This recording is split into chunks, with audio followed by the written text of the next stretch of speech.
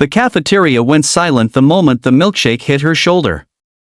Thick chocolate dripped down the crisp white blouse of the new substitute teacher, pooling on the polished linoleum floor. The sound of gasps rippled through the room. Aiden Clark, the school's most feared senior, smirked. He didn't care that everyone was watching. He leaned back in his chair, arms crossed, that same arrogant grin spread across his face. "Oops," he said, loud enough for everyone to hear. "Didn't see you there, Teach." For a moment, the woman didn't move. She just stood there, calm, silent, and still as stone. Her name was Ms. Riley Hale, and this was her first day at Ridgeway High. Or at least, that's what everyone thought. No one knew that 2 years earlier, she'd been Lieutenant Commander Riley Hale, a decorated U.S. Navy SEAL with 12 years of covert operations behind her. When she finally lifted her gaze, her eyes locked onto Aiden's. There was no anger, no embarrassment, only an unsettling calm that made the room feel smaller, colder. Aiden shifted in his seat without knowing why. Then Miss Hale spoke. "You're going to clean that up," she said, her tone quiet but firm. Aiden chuckled. "Or what? You gonna give me detention?" The laughter from his table followed, but it didn't last.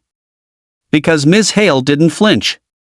She walked toward him, not fast, not slow, just steady. Each step echoed against the tiles.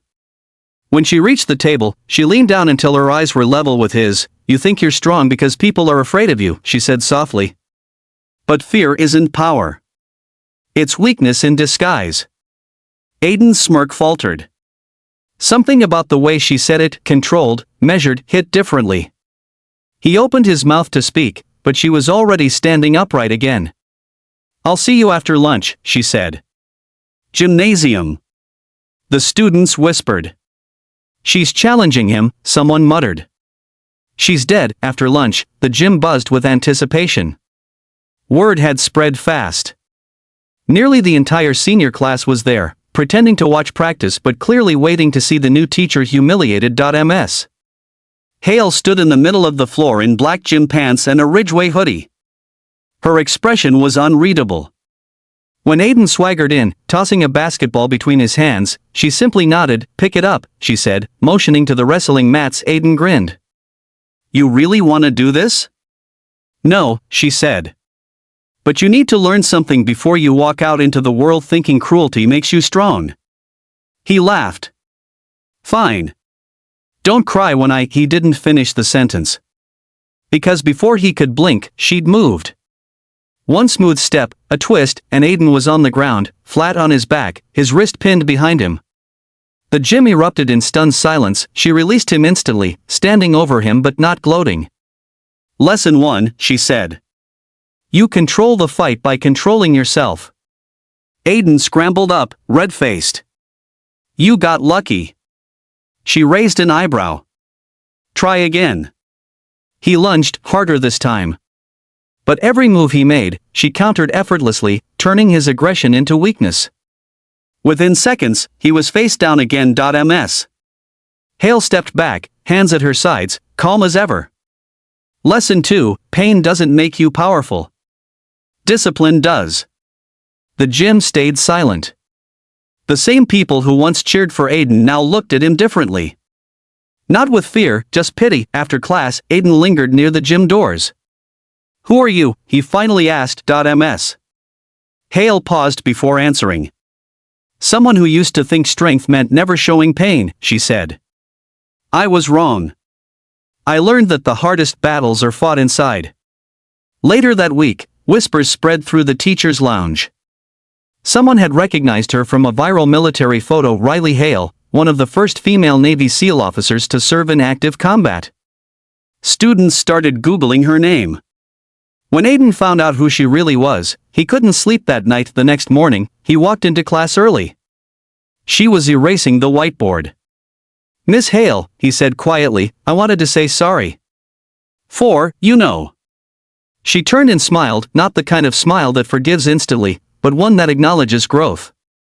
"Apologies are easy," she said. "Change is harder. Show me who you really want to be." Over the next few weeks, something changed in Aiden. He started showing up to gym early, asking Ms. Hale for training advice. At first, it was just to prove himself, but it became something more.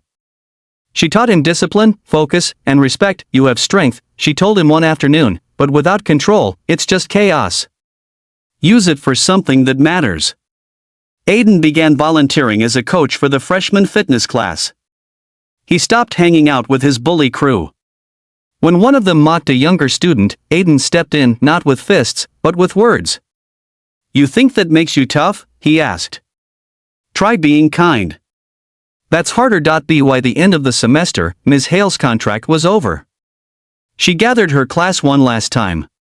You've all been taught equations, grammar, and history, she said. But here's the lesson I want you to remember. True strength isn't in how hard you hit, it's in how well you heal. As she turned to leave, Aiden stood up and saluted her. It wasn't mockery this time, it was respect. The class followed suit, silently watching as the woman who had changed everything walked out of the room. Calm and proud. Graduation day. Aiden stood at the podium as valedictorian, something no one would have predicted a year ago. When he spoke, his voice carried through the packed auditorium. There was someone who taught me that being feared isn't strength. Being respected is. Miss Hale, wherever you are, thank you. In the back row, hidden beneath a baseball cap, Riley Hale smiled. Then she turned and quietly left the building, her mission complete.